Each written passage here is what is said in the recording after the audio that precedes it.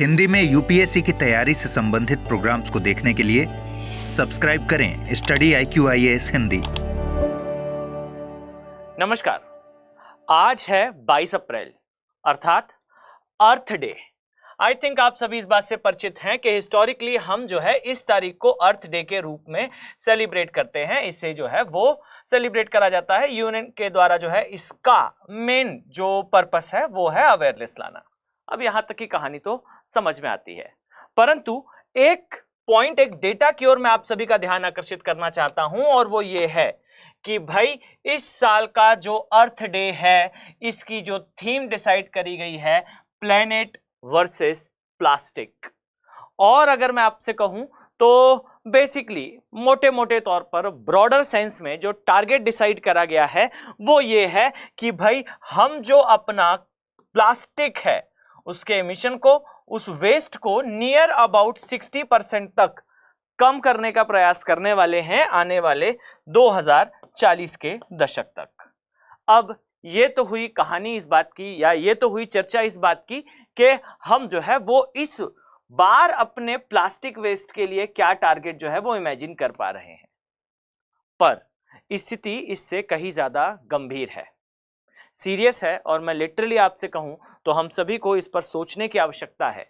Reason is what, तो जरा इस डेटा पर आप नजर दौड़ाएं तो शायद आपको आसानी से समझ में आएगा कि हर रोज, मैं डेली की बात कर रहा हूं, हर रोज basically near about 2000 truck garbage जो है वो सिर्फ और सिर्फ ओशंस में जो है वो छोड़ा जाता है। एक्वेटिक जो प्लेसेस हैं वहां पर इसे डंप करा जाता है। Daily 2000 truck garbage.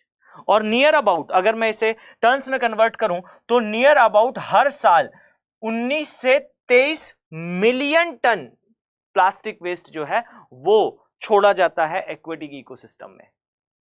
अब इस डेटा से आप अंदाज लगाएं कि इस अर्थ डे पर जो थीम रखी गई है प्लेनेट वर्सेस प्लास्टिक, ये क्यों इतना जरूरी है।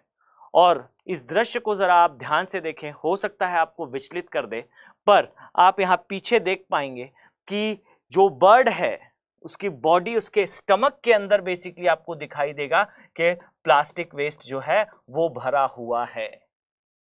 ये दृश्य हो सकता है आपको परेशान कर दे, हो सकता है कि आप इसे देखकर विचलित हों, पर जो वेस्टर्नाइज्ड, जो पाश्चात्य तरीके से विकास हो रहा है, ये कहीं ना कहीं उस विकास का क्रूर दृश्य है।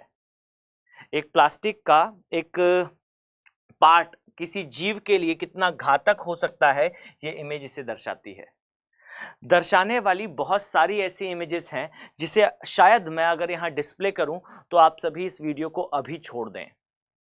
रियलिटी ये है कि एक बहुत ही क्रूर मृत्यु एक जीव की होती है जब वो एक प्लास्टिक की बोतल, एक प्लास्टिक के जाल या किसी प्लास्टिक के बने हुए किसी पात्र में फंसकर जो है वो अपने प्राण त्याग देता है।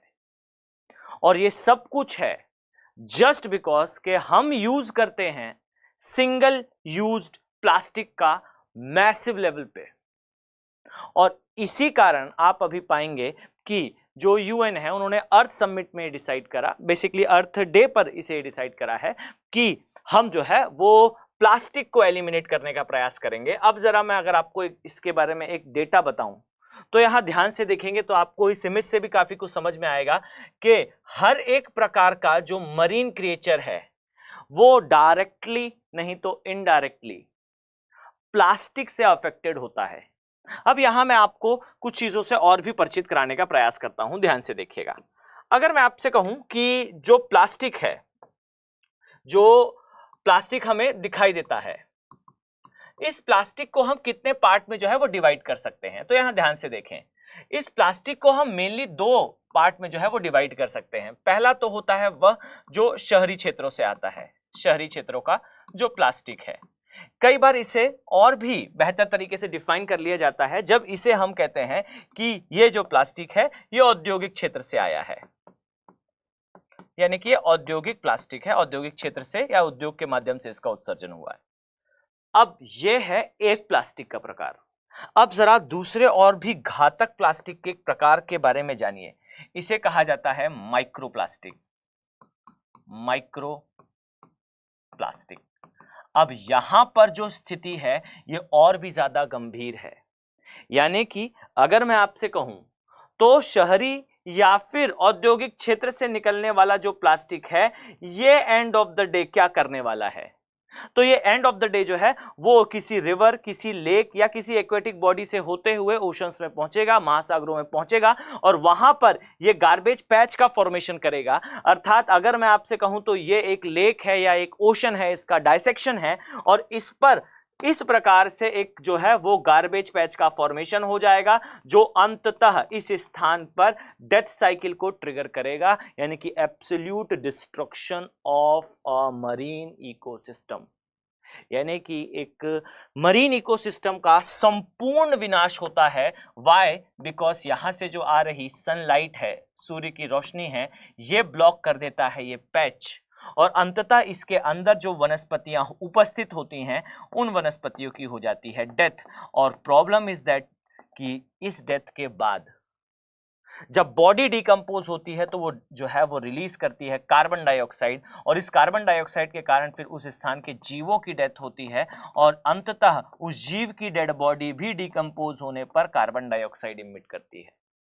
यानी कि प्रॉब्लम ये है कि जो भी प्लास्टिक शहरी क्षेत्र या औद्योगिक क्षेत्र से आता है वो अंततः इस प्रकार से एक डेथ साइकिल क्लियर करता है, एक डेथ साइकिल रन करता है जो अंततः उस इकोसिस्टम को पूरी तरह से समाप्त कर देती है। अब ये एक डायमेंशन है।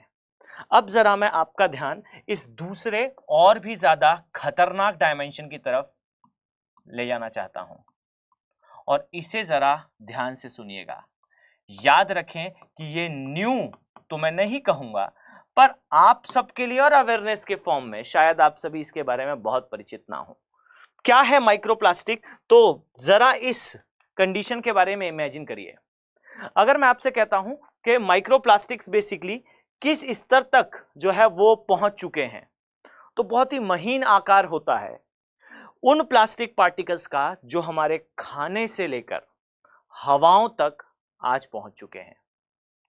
इवन मैं अगर आपके साथ एक डेटा शेयर करूं तो यहां आप देखेंगे कि आज के समय माइक्रोप्लास्टिक आपको ओशंस में अर्थात महासागरों के पानी में से लेकर फ्रेशली मेल्ट जो स्नो है, जो उत्तरी और दक्षिणी गोलार्ध में पिघल रही है, उस पिघलती हुई स्नो के पानी में भी दिखाई देंगे आपको माइक्रोप्लास्टिक और इसके पार्टिकल्स।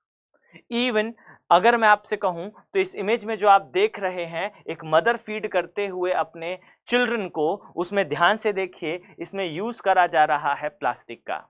आई थिंक बहुत बेहतर तरीके से आप परिचित हैं इस बात से कि प्लास्टिक के जो पात्र हुआ करते हैं इनका हम डे टू डे लाइफ में उपयोग करते हैं। बहुत रेयर इमेज नहीं है इसमें जहां आप इसे देख रहे हो और आप इसे पहली बार देख रहे हो कि एक प्लास्टिक की बोतल में जो है वो फीड करा जा रहा है चिल्ड्रन को। ये एक दिन प्रतिदिन में उपयोग करे जाने वाले पात्र हैं। और याद रखिए द रिपोर्ट इज ये सारे माइक्रो प्लास्टिक इमिट करते हैं, यानी कि वो भोजन, वो पेय पदार्थ जो अभी इस बोतल में भरा हुआ है इसमें भी प्लास्टिक के पार्टिकल्स जो हैं वो एंटर कर रहे हैं और अंततः ये ह्यूमन बॉडी में जाएंगे। और भी डरा देने लायक अगर मैं आपसे तथ्य कहूं तो आप डर सकते हैं इस बात से कि आज से कुछ समय पहले, मैं ईयर याद नहीं कर पा रहा हूं, पर अगर मैं आपसे कहूं तो आज से कुछ समय पहले जो है ये रिपोर्ट आई थी कि फूड ग्रेड प्लास्टिक में भी वो सब्सटेंसेस हैं जो कि खाने में एंटर करते हैं। और भी ज्यादा डरा देने लायक डेटा तो ये है, जो ब्यूटी प्रोडक्ट्स हैं, जो डे टू डे की लाइफ में उपयोग होने वाले प्रोडक्ट्स हैं, इवन कई प्रकार के शैम्पूज जिनका उपयोग जो है वो डेली बेसिस पे करा जाता है, कई प्रकार के फेस वॉश हों यानी कि चेहरे को क्लीन करने वाले प्रोडक्ट्स हों, या बहुत सारे ब्यूटी प्रोडक्ट्स हों, लिपस्टिक से लेकर मॉइस्चराइजर्स तक, इनमें तक पाया गया कि माइक्रोप्लास्टिक्स का उपयोग करा जा रहा है विश्व के अलग अलग क्षेत्रों पे। यानी कि आपके बॉडी के अंदर बहुत आसानी से पहुंच रहा है माइक्रोप्लास्टिक। और एंड ऑफ द डे अगर मैं इस बात को यहां खत्म करूं कि एग्जैक्टली इस माइक्रोप्लास्टिक का इफेक्ट क्या है, तो बस इतना समझ लें कि इस माइक्रोप्लास्टिक का end of the day effect ये है कि इसे पोटेंशियल जो कार्सिनोजन है इस कैटेगरी में डाला जाता है। ये बायो एक्यूमुलेंट है, अर्थात आपके शरीर में एक बार ये प्रवेश कर जाए तो इसके पश्चात ये प्राकृतिक रूप से आपके शरीर से बाहर सहज रूप से नहीं जा पाता, जो अंततः किसी न किसी प्रकार के कैंसर के लिए जिम्मेदार है। यानी कि हम सभी एक बहुत ही रिस्की गेम खेल रहे हैं। एंड ऑफ द डे ये साइकिल कहां एंड होगी, ये एब्सोल्यूट मास डिस्ट्रक्शन की ओर हमें लेकर जाता है। आई होप आप इस बात की गंभीरता को समझ पा रहे होंगे कि क्या रीजन रहा जिस कारण से बेसिकली हमने ये डिसाइड करा, और बेसिकली जो ऑर्गेनाइजेशंस हैं इसने डिसाइड करा कि भाई हमें ज़रूरत है कि हम प्लास्टिक को एलिमिनेट करें। आई होप आपके लिए वीडियो इन्फॉर्मेटिव रहा होगा, और वो सारे आईएएस एस्पिरेंट जो बेसिकली अभी यूपीएससी की तैयारी कर रहे हैं, आप सभी के लिए गोल्डन अपॉर्चुनिटी है। स्टडी आईक्यू के जो P2I बैचेस हैं, अप्रैल मंथ का बैच लॉन्च हो चुका है, मॉर्निंग का ये बैच है, आप इन बैचेस का पार्ट बन सकते हैं। और ये याद रखिएगा कि इन बैचेस में खासकर अब जो कॉस्ट है वो 29,999 की बेर मिनिमम कॉस्ट पे अलॉन्ग विद द 18 बुक्स का सेट, अर्थात 18 किताबों के साथ आप इसे परचेज कर सकते हैं। साथ में SIP प्रोग्राम होगा, सक्सेस इन प्रीलिम्स का प्रोग्राम, मेंस का रेसिडेंशियल प्रोग्राम होगा, प्री क्वालिफाई होने पर आप इसका पार्ट बनेंगे। All good with the test series. आपको ये सारी सुविधाएं एक स्थान पर स्टडी आईक्यू के P2I बैचेस में मिल जाएंगी। प्योरली हिंदी माध्यम का ये बैच है, इस उम्मीद के साथ कि मैं आने वाले समय में आप सभी को इन बैचेस में देखने वाला हूं। मिलते हैं नेक्स्ट वीडियो में। Have a very nice day. Thank you. Hindi में यूपीएससी की तैयारी से संबंधित प्रोग्राम्स को देखने के लिए सब्सक्राइब करें स्टडी IQ IAS हिंदी।